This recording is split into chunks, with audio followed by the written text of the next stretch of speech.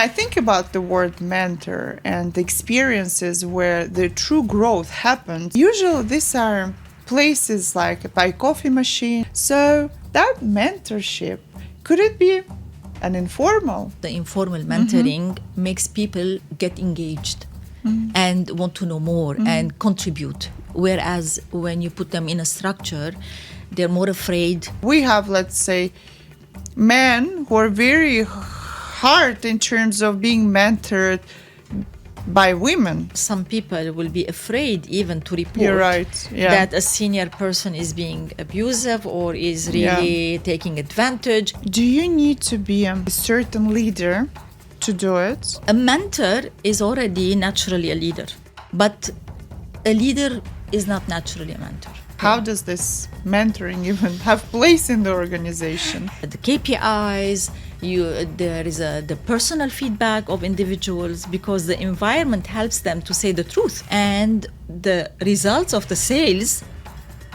were even higher. We were exceeding our targets. If I want to implement it today in my organization, what would be 2-3 things that I could do? Hi guys, welcome to a new episode of Mastervision Podcast, where we discuss the future, we get inspired by the future to build successful businesses and lives today. This word mentoring has been used everywhere today. I hear it all the time. Oh, I have a mentor. Oh, we have mentorship. And I use it also a lot. When I think about the word mentor and the experiences where the true growth happens, at least in my life, usually these are places like by coffee machine or while waiting with my colleagues to take the elevator, or recently, 2 days ago, when I flew on the airplane to the client's meeting with my business partner, the conversation, 5 minutes conversation that we had about self-love really made me think and really changed certain perspective on my life. So that mentorship, could it be an informal? And coincidentally, I've met an expert on informal mentorship, something that, to be honest, I've just recently learned. Informal mentorship is not about teaching. It's about thinking together, thinking side by side, and learning together. And I thought that would be a great topic for discussion because, according to my guest, informal mentoring has a great impact on the company's culture, on the bottom line, and so on. I've invited my guest, expert on informal mentoring. Please meet Lena Tarakjian. Lena is a business consultant in retail and corporate sector. She is a former senior executive in luxury industry, and today she is mentor focusing on informal mentorship, which is intentional learning relationships in the organization. Thank you so much, Lena. Hello, Nina. Thank you. It cannot be explained better. Oh, I've tried my best. You've done an amazing job. It came so naturally. Thank you so much. So well said. Thank you so much.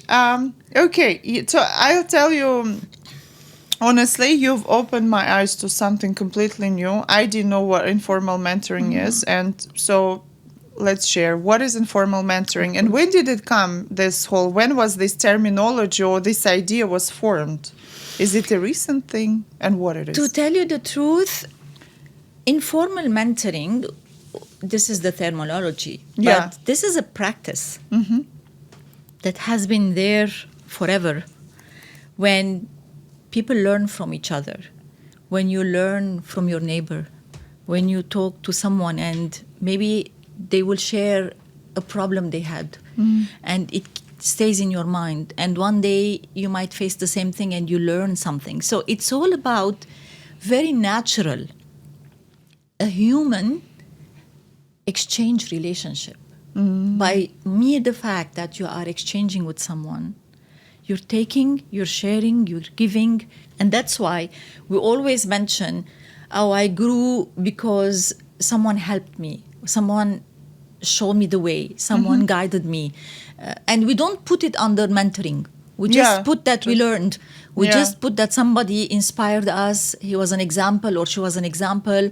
And this falls under informal mentoring because it's not structured and programmed, and it's just organic.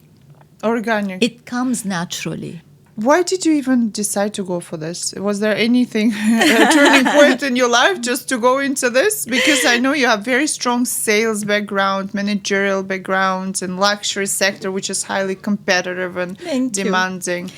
What happened there? A very good question. Very good question. You know, as you said, I started my career as sales, really from executive to team leader to manager to... And when you're young, you're so focused, even if you have the title of manager, you're so focused on your own success. You're leading a team, but you're not really thinking as a team. You're thinking more of what's going to be the result on your own growth, you know. And I realized with time that people working with me, and in general in sales, you are very figures oriented. You have targets and you need to reach your targets, achieve it. I realized that very naturally. I had this with growing older. I realized that I have this passion of being with people, not because we sell. It's because I like this sharing thing, talking about the difficulties they are facing, how can we approach a client that is not being accessible. So all these things with time, this accumulation of interacting, because sales is all about you're interacting with your team, you're interacting with the clients, so you're never alone in reality. It really built up with time this feeling that I have that you won't be able to succeed alone. It doesn't work alone. It works by really growing together. It really feels like I have something, I have to share it so that people will open up. They will not close. They will not feel that if I'm an example and I'm working only for my own benefit, and this is a culture that I'm creating around me, right? So people are also doing the same. They learn something from their clients. They don't share. They have a problem. They don't say the reality. They don't say the truth. Yeah. So this really, it's years and years. I realized that this is, without knowing that this is mentoring, it has been really naturally came to me. And after years of work, I realized that I'm really growing in this. And all my focus is how am I going to work with people without thinking about the figures, but do all what it takes, make people happy, work in a team, think collectively, and the outcome will happen anyhow. And I realized with years that the results of the sales were even higher. We were exceeding our targets because the environment has changed and it's no longer about just producing. It's about we're thinking. Right, you know? Right. So let's do it this way. Give me, just so I understand it well, give me maybe an example from your previous luxury sector, probably, because that's when we connected and started talking about it, where you said, okay, I've implemented this. This is the informal mentoring. This is how it looked like, and this is the results it gave me. Okay. So we can understand in practice how it works. Sure. Then to tell you the truth, now I have the example of me being part of an organization and do it internally. And I also have now the experience of being a mentor who is helping organizations to implement it. Right. So internal involvement and external, you know. So I give you the internal because it started like this. Yeah. This, let's say, this strategy, if I put it this way, I implemented in the last 3 organizations I worked in, but I will give you the last one, as you said, which was the luxury jewelry brand. It's a legacy, you know. It's a big, really, it's a legendary brand. Yeah. So I was hired at that time to work in Abu Dhabi, and it was like it was like I'm there for a mission, because the situation was a little bit difficult. Many management changed and the employees were demotivated. That had a lot to do with people. So they really hired me not for my sales background.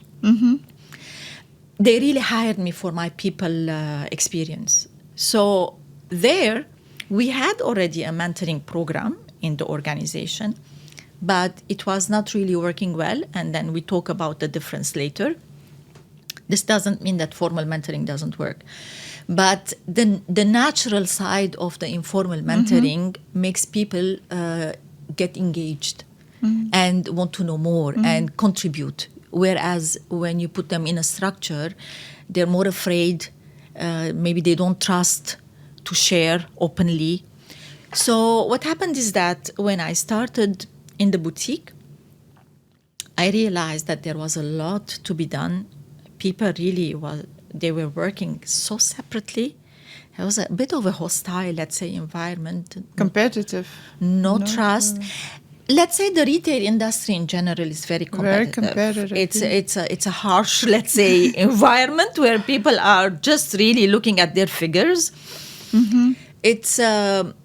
So I thought that there's a lot to be done here when it comes to the human side. And I did not work on the business side at all. I really tried to create the trust base first before talking about mentoring or anything. I put a couple of months for them to start trusting me and trusting each other, and I could feel the vibes are changing. What did you do? Just so I know. I have chosen first the people who naturally have this, like me, they want to help, but they were not because of the environment. So I have chosen them. And I did a small meeting and shared my experience and told them that I have chosen you to start with because I feel you have this passion to help. You want to do something. And they said, absolutely, Lena. So we started a small circle, okay? You can see the attitude has changed. They see, let's say, their colleague needs something, they go and help. An information that is missing, they don't turn their face anymore. They go and they give. They no longer think about, oh, let her not sell. I want to sell first. So really, it took time, but it started building up. And the rest started saying, something is changing. Why don't I be also part of this? And then I introduced the idea of mentoring for the whole boutique. I've done a meeting and I said, okay, you're questioning, you want to know, you can do the same. We can create an environment that we all help each other, we work together. And little by little, every week, I used to see how they are progressing. Some people progressed more, some people did not care much. It's okay. But at least the environment changed. And you can see that even the management, when they used to come without knowing I'm really practicing this, so the vibes are different, Lena. There is something positive in the boutique now. Yes, because people are no longer feeling lonely. They feel valued. They feel they are also enriching each other's life with their own experience, let's say. How did it feel? Like, what is it exactly? What were there? People were helping each other? Yes. What was it? I can see that already the relationship changed. There was more of a teamwork. People were concerned about each other. And that's, that was done through these discussions and explaining to them that we all gradually, that we learn through from each other, we help each other. Yes, and when I felt that people are really getting more involved and really understand, because, human beings in general, when they give and they see that they are making an impact, automatically they feel proud, they feel they are really having an impact on others. I think everyone is like that somehow. Some, they did not still discover it, but most of the people who discovered this, it's a joy that is beyond results. It's a personal growth, let's say. And then I started rewarding. And the monthly shining star. Who was the shining star in the boutique? Who helped? And tangible things. So you structured into the tangible. What they did. In this date, they helped someone to sell something that was very difficult. In this date, they put two colleagues, and they trained them on a special watch that we just received. So really tangible achievements. And they were so proud. And then for them even to be more committed and interested, I started sending reports to the management. Without management asking you to send the reports? Without you just asking. Took this initiative. Yes, because what happened is that Abu Dhabi, I don't know why, in the mentality of Dubai, Abu Dhabi is very far. But now it's not, Yeah. So you can see that they did not know much, let's say, about what's happening. They know that it's changing. They know that the figures are going up. They feel that people are no longer complaining. They used to ask to come to Dubai. They want to leave Abu Dhabi. No, we don't want to go to Dubai now. We want to stay in Abu Dhabi. So I said, why the management should be in the blind? This is not magic, right? We are doing work here. We're doing something about it. And maybe they like it and they can do something about it also in Dubai. I don't know, but it had to be shared. And I also wanted to give credit to the team, to tell them it's not me. I gave them the idea, but they are the ones who are helping each other and really supporting and mentoring. In fact, a peer-to-peer mentoring here is happening, So I started sending the reports and showing the reports to the team members. They were so happy. Really, you informed the management? Of course. And to make them get their promotions later. I promoted 4 sales associates to team leaders because they were amazing mentors and amazing managers. So in 8 months, they were there. What a change. They were there for 8 years, sales associate. They did not see what is their next step, how they're going to grow in their career. And with this mentoring practice that we have done and the impact they have seen with their personal growth, with their mentality, with the way they started thinking, how they support each other. Funny, because I was not believing Nina. They started, because, each has a target. When they reached their target before the end of the month, they started giving clients to each other, to the ones who did not reach their target. Oh, wow, that's really... No, that in the retail, I'm telling you, I was even surprised about this. So we created a pool of clients where people can work together. If they cannot get the client alone, then they can help each other. The business will grow because we will not lose business anymore. We will not lose clients anymore. And at the same time, they will benefit because they are getting their, their bonus, all their rewards. So this is what I can tell you. This was a very organic implementation without really forcing things. And I want to get into that when you're saying, when you're explaining, do you need to be a certain leader to do it? And then the second question is, do you need to have a certain team willing to do it? Right? Because it doesn't feel like, okay, I'm a person who would like to give, would like to, how do they say, raise others, to raise yourself. That we help each other grow. Yeah, we help each other grow. But is it really everyone is like that? You asked a very, very beautiful question, Nina. I mean, in the last 20 years, we hear leadership. We are not even understanding the new terminologies anymore because we used a lot inspirational, motivational.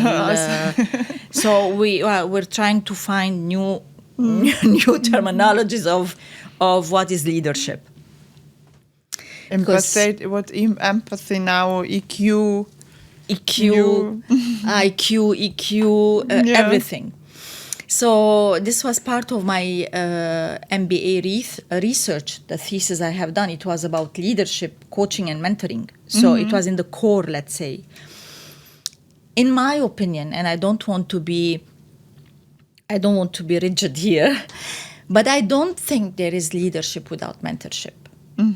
Because what you keep in your mind from a leader that really played a role in your growth is the mentorship, is what you learned intentionally or unintentionally from the person. There was something that you wanted to follow, something that was an example for you that you wanted to take this example and see how it can be applied in your own life. So a mentor is already naturally a leader. But a leader is not naturally a mentor. And the impact is much bigger when you're a mentor. Because when you're a mentor, you are not focusing on yourself and your own growth and success. It's coming as a result of your leadership. Your success is the result of what you have given to others. And that is part of seeing people growing. Trust me, I have people I haven't seen for 15 years now, 20 years. Out of nowhere, I receive messages from Canada, from the Philippines. Hello, Lena, we haven't been in touch. You're in my mind. Something happened last week. And I thought, this is the incident. This is something that we shared that came to me. Thank you very much for being part of my growth or whatever. So people don't remember the time they spent together at work to achieve goals or to finish tasks. What they remember is your willingness and your generosity of really wanting to see that the day you're no longer there. And that's part of legacy. I think you've done an amazing podcast. With Hani. With Hani, a dear person who helped me a lot, by the way, in my thesis with my MBA. It's part of the legacy. Because when you, like Google is about mentoring internally. So many, Microsoft, these companies are schools. IBM was a school. When you enter, my cousin worked at IBM 40 years ago, imagine, in Paris. Till now, she remembers how intentional learning was there in Paris, in the main office. So imagine, this is legacy. I think the only thing I could add here from experience, what I hear from ex-colleagues of these big tech companies, is I think it has changed a lot. And Simon Sinek talks about it, I think, very well, very beautifully, how he's put it. There's a bit of a short-term games now they're playing rather than really long-term. See, I think you are right. I cannot but agree with you. I think we are contributing to this. We are creating this environment where instead of facing difficulties and challenges together, out of fear, and fear is another topic that I'm writing about, everything that we do wrongly is out of fear. We say things out of fear.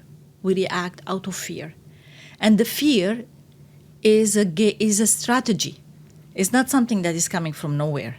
It's a strategy. And this strategy, they think they can get better things out of people. Yeah. But in fact, it's giving the other way around. So we are in a cycle. It's going to come back, by the way, Nina. When? It's every cycle is going to take its time. I'm a great believer. I'm not saying we're going to go back to when we were working 20, 30 years ago. Of course not. We are also not the same, right? Yeah. But I guess this situation that you see, that it's really becoming a bit of a confusion, blurred. We talk about vision, but there's no vision in reality. Because if we had vision, people will be more serene and would work in a more calm way if you have a vision. I think there's a problem with the vision nowadays. And I see definitely with my program Mastervision, it's you ask the question, do you have a vision? Yeah, of course. I want to be number one. I want to conquer this world, that world. But when you start ask deeper questions, there's no vision. There's no really then they really open up and say, no, let's just think, let's do. But once you put your path, it's a different, of course. Definitely. So I believe what you're saying is right. It's becoming very competitive. People are really protecting their place. They don't want to lose their seat. All this is there. But then again, comes the mentoring mentality. Comes the people, they are still managers and leaders. There are not many, because if they were many, we would have been maybe in a better situation. But I can still see people having the same wish and the mentality of wanting to do an impact, a positive impact, work with people, and not to think about their own success only. Trust me, they were asking me always, Lena, you're in sales. How are you thinking so much about the others? You need to focus on your figures. You need to... But I'm exceeding my figures without really... If you really focus, you would double and triple your figures. Without being obsessed, about my own figures. Yeah. And that's very funny, Nina, because when I was an entrepreneur in my own business, doing corporate gifts, I even gave this to my clients. Because they were telling me, Lena, if you come to us, you don't sell products. You are like a consultant. I ask them questions. They don't answer. Sometimes they don't know. Who are your audience? What message you want to give? So I start training them. Instead of selling products, I start selling them. Yeah. And then they buy the right gift for their... So this mentoring is not, let's say, limited to a structure or to a situation, to a context. No. It's your passion of, in this world, not to leave without feeling that you've done something, you left something with people, It could be an information. It could be a long-term guidance. It could be anything. And it's quite, I would assume then it's quite not customizable, quite specific for the organization, their particular situation, their type of culture, their type of teams, right? Yes. Recently, we presented to an organization in India. Their problem was that there is no good relationship between departments. So what this department know is not shared with others. So the learning is not shared. Ends up, they are not being able to achieve the targets that the organization is setting in the beginning of the year, but they did not know that this was the reason. They were wondering. We were training people, we're giving them the tools, why this is not really working. So we had 2 discussions, and I told them that the issue is not what every individual is doing, because they're doing a great job. There is a gap between the departments. There is a lack of trust. There are some departments, because it happened, they're lucky that their manager likes to train them, to give them the tools to work together. And another department, maybe the manager is not like that. So you feel the gap, how they're growing, their mentality, their attitude, their behavior, and the gap will start becoming even bigger. And you see colleagues, they don't like each other because they think differently.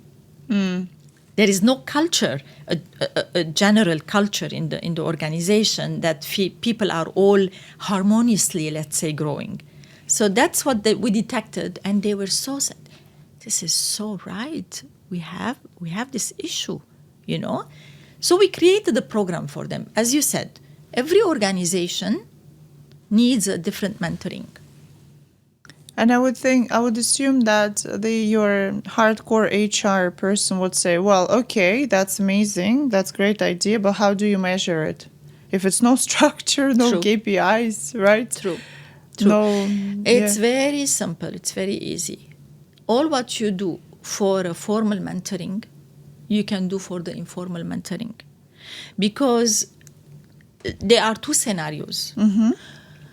Let's say I'm part of the organization. Let's not talk about the external. Let's talk about the internal. Either the leadership is open and they will advocate this, and it makes things easier, because then, even if it's informal, you have a lot of things that you do to foster this, to promote this. And then everyone is involved, which means that you have line managers who can give feedback, as you said, the KPIs, there is the personal feedback of individuals, because the environment helps them to say the truth. There is trust-based, right? So they can say, yes, this impacted me like this, I grew here, this information or this guidance helped me to complete this project because I got help. So here, there are so many, the surveys, the feedback, the KPIs, the line manager feedback, the client's feedback. You have also the external feedback sometimes. How are they receiving clients? How are they visiting them? How are they? And I felt it even in the luxury brand where I worked.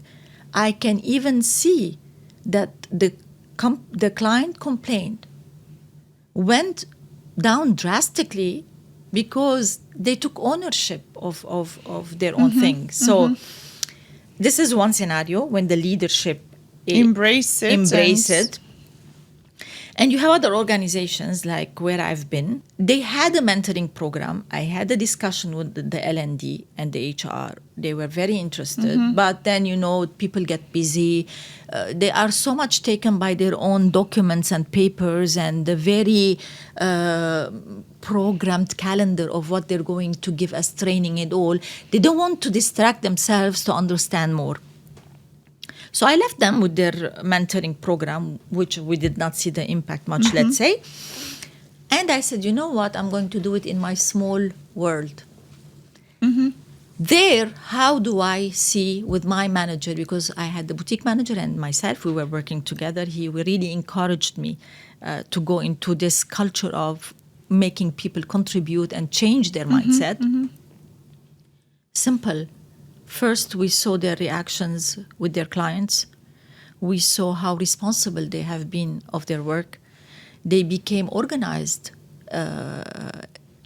Before, when I used to, in the beginning, I used to see them waiting and sitting and waiting for clients to come. What is your preparation? How are you working on your portfolio? But we are Cartier. Clients are going to come anyhow and buy. I said, no.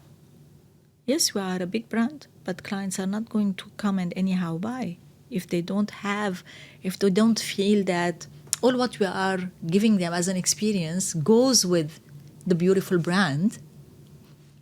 There's a gap between what they're buying and what we are giving them as an environment, So it shows definitely on their KPIs. It shows when you take peer feedback, how the reaction changed, how the contribution changed, how the support changed, the empathy. Somebody, let's say in the beginning when someone was sick and cannot come, and because the number of the team is small, so they feel the pressure because one is not there, so they had to take, They became so helpful. No, you stay at home. So I'd like to ask you, so what was, in practical terms, one more time, informal mentoring is, what is the difference maybe than with the formal mentoring? How do if I want to implement it today in my organization, what would be 2-3 things that are different from formal mentoring that I could do? Okay. So formal mentoring, as we said, it is programmed, it is scheduled, organized. HR, L&D are involved. Most of the time, there is a supervisor on such a program, the one who follows up and see the progress. It's documented. And the matching of the mentor and the mentee happens by the management. Right. So you don't choose who you want to mentor or who's your mentee. So basically, in this, let's say, approach, of course it can work.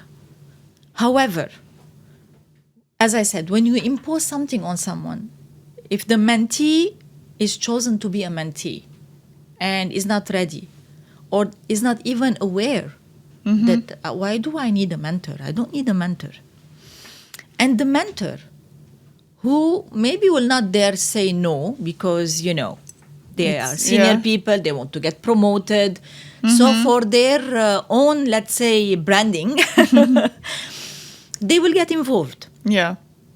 But do they really have the willingness? Do they really have this really intention and passion to take someone and give time and really feel that concerned about the growth and the progress?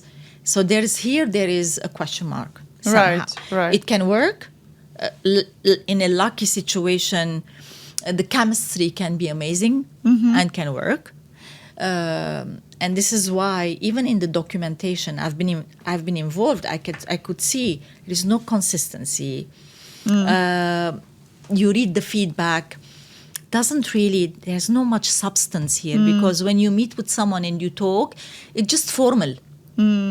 What do you have questions? I can help you with filling the blanks, just taking the boxes. Most of the time, I don't want to be, let's say, without generalizing, right? In certain cases, it can work. The informal mentoring is a trust-based relationship, so it comes so naturally. It comes, let's say, in a networking situation where you are in a gathering and you see senior people, you talk with someone. It comes so organically. You choose your mentor will choose you because you have a common interest somewhere. It can start sometimes with an activity that you like together. It can start anywhere and builds up into something more meaningful, let's say. But this freedom of choosing with whom you want to work is so important. Right. And this, let's say, just a natural way of helping someone, 5 minutes, 10 minutes, meeting once a week, these things. However, also, I want to mention that there is a responsibility here and a lot on the mentee.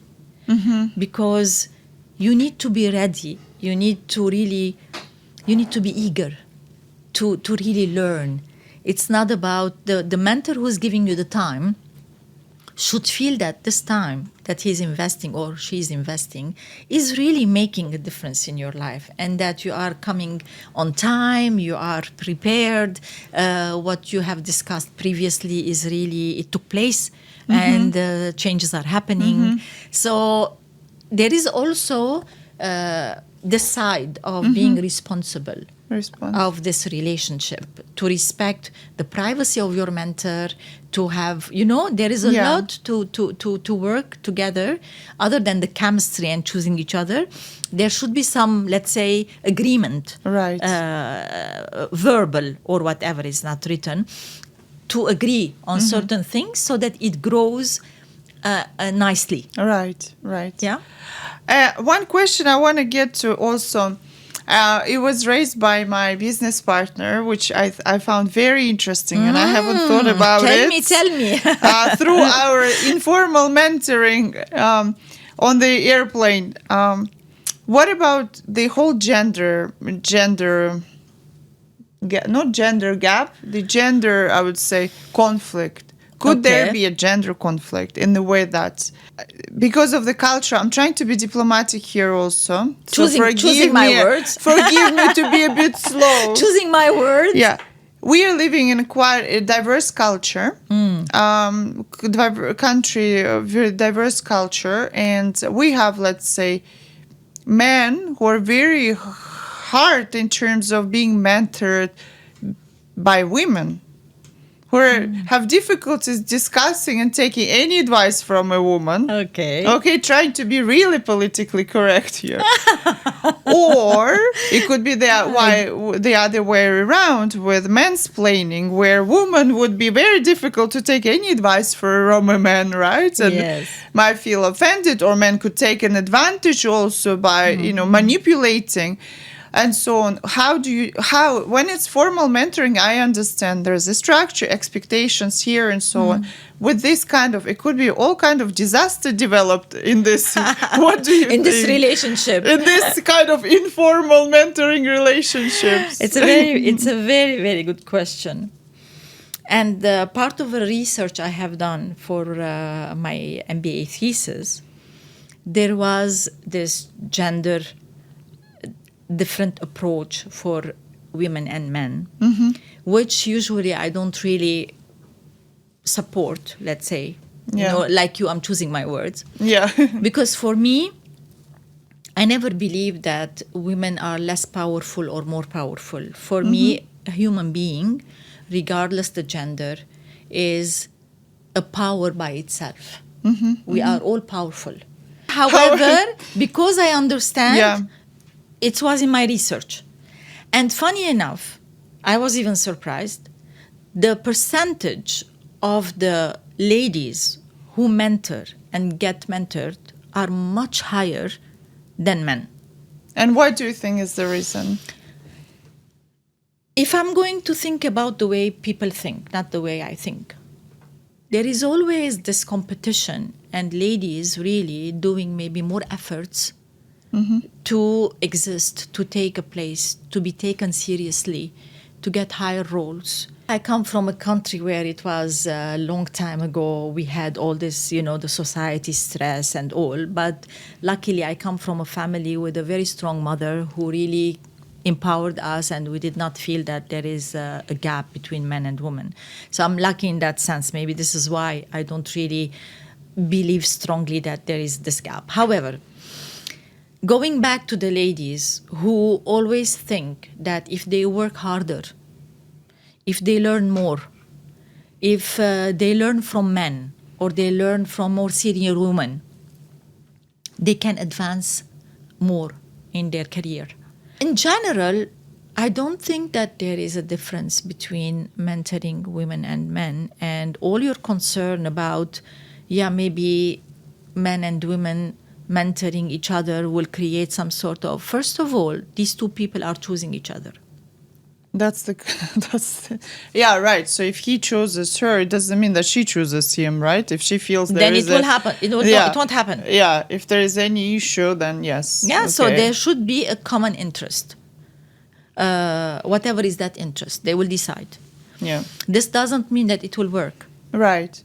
So it's a willing, you decide before you're being given the advice and informal mentoring if you want to receive it. Since it's not imposed, you know, and it comes so naturally. Yeah. So it could actually happen in the more imposed environments even more than... Definitely. But then you have a paper backing it up. But there you have another problem, because some people will be afraid even to report that a senior person is being abusive or is really taking advantage. How can they report something like that? Yeah. They cannot, because then they will be in trouble, because the whole company is involved. The organization has organized the whole program. So let's say it's heavy.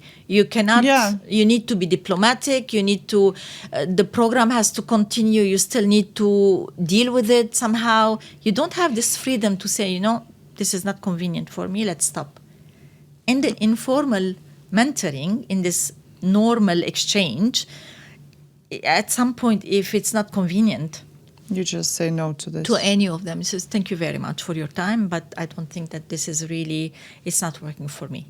Very interesting. That's a very interesting thing. But it's a very good question. Please thank your partner. Because this gender, I admit we are giving it much more importance than it should. I think we are taking a bit advantage, women empowering. When women are empowered anyhow. If you look at the country, Don't empower me anymore, right? but trust me, if you look at all these countries where men work less than women, and whoever is putting the bread on the table, more countries like that, right? maybe. Right? Yeah. Disclaimer. But just to say that, I mean, maybe we're highlighting this much more than we should. Challenges are much more today than it was before. But do we really need to give up and say, okay, that's the reality, we cannot do anything about it? No, I think we have to adapt to what's happening, but still try to see in our small circle what we can do to make a change, to make a difference, let's say. Absolutely. I want to ask you another thing that is, I'm now on the search and discovery, and I think looking at all my at least 5 last episodes, I discussed this topic, is the generation gap. This whole thing with Gen Z, and it's another thing. It's another thing. I know. I'm already promised that I'm gonna do a big episode on this discussion about Gen Z. This is amazing topic. It's so needed. So needed. But informal mentoring for Gen Z with the companies where there is definitely a generation gap happening Always. now. How does that work? Are they happy to do it? Are the senior senior, how they take it? Do you see scenarios, young people, coach or mentoring, informal mentoring senior executives? What's your opinion on that? See, we used to see this before already. And I remember when I started working my first serious, let's say, job, I was so young. 24, I was a manager already. And all the other managers, head of departments, they were 35, 40. I used to feel they're so old. The way they are thinking is so different. I mean, 35, 40 old. For me, when I was 24, I was like, and they were looking at me, and I can see in the eyes without saying, because they could not really say this, because my work was amazing in sales and the results are there, they cannot criticize me. But they could see this young girl who is a manager who definitely doesn't know much about how to be a manager yet. Yeah. So you can see the look we have, but it's becoming even more now. It's becoming serious in the last 10 years or 15 years, let's say. Yeah. Because things are moving so fast. We put it on technology all the time, social media technology, but whatever we call it, there is a very fast tempo here. The rhythm is so fast. And of course, naturally, the young generation can move faster than, let's say, the senior people, right? So the generational gap is becoming even wider because organizations are not being, there is no awareness of how are we going to deal with this. They know there is a problem. They know they need this new generation because they come with different perspective, fresh, they understand what's happening in the world. At the same time, they know that the senior people who really built up the name and the company and the wealth of experience they have are so important in the organ. But they don't know how they're going to put these two together. So you can see always a conflict. The senior people look at this, what are these young generation? They think they don't know about the business. So there is always this negative opinion, let's say, if I can put it, about each other. Here comes the cross-generational mentoring to create an awareness for each to understand. You need to really highlight and create an awareness of why the new generation can help you, because you work still, you're very important, you're valued, but things are changing. And we understand that maybe some have faster adaptability, even at the senior level. Some are still stuck, let's say, in the old school, if I can put it this way. So we need to create awareness with a young generation, what are the values these people can bring on the table, and also create awareness of why do we need this mix of generation and what they have out of this, not the organization. Right. What they have, what each have, by exchanging, by working together, how this can help them, and as a result, help the organization to have this harmonious environment where everybody is really feeling, oh, I'm needed. I'm valued in the organization, you know? So this is an exercise. This is a daily practice. Ongoing. We create workshops.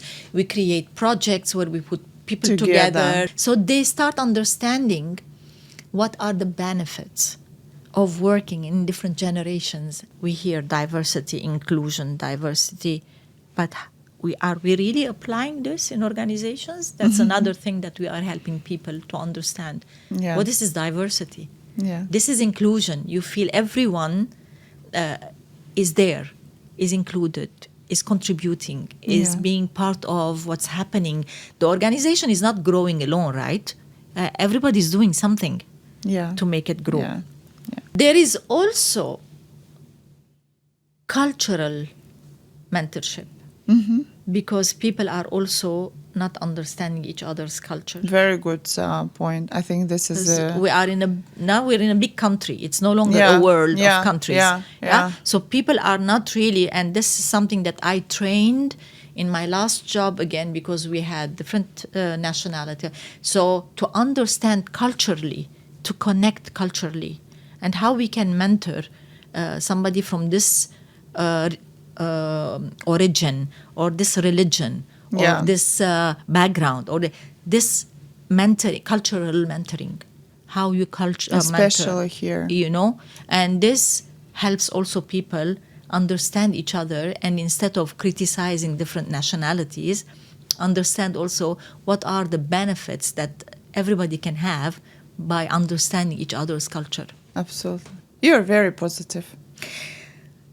I try. I have my days.